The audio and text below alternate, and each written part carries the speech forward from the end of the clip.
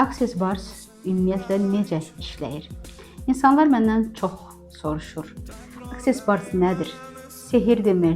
Ümumiyyətlə həkim kimi buna necə inanırsınız? Elmi izahı varmı? Bax, bütün bu sualları cavablandırmağa gəlmişəm. Access bar zamanı beyin delta dalğasına keçir, dərin yuxuya. Bu zaman kortizol stres hormonu aşağı düşür.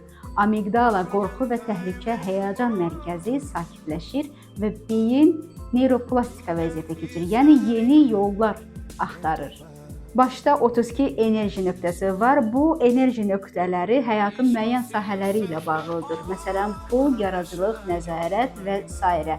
On illiklər boyunca məhdudlaşdırıcı düşüncələr və fikirlər həmin nöqtələrdə elektromaqnit sahələri yaradır və bars toxunuşları ilə həmin o nöqtələrdə elektromaqnit sahələrini sıfırlamaq mümkündür. Bars seansından sonra pasientlərim belə deyir: nəhayət ki, beynim durdu, yatıb durdum, hər şey aydın oldu və yaxud da özümə bu qədər yüngül, rahat hiss etməmişdim. Bu plasebo deyil, bu delta dalğasının effektidir, ölçülə bilən və təkrar olunan. Sizi Access Bars terapiyalarına dəvət edirəm, beyninizi susturmağın və enerji nöqtələrinizi sıfırlamağa.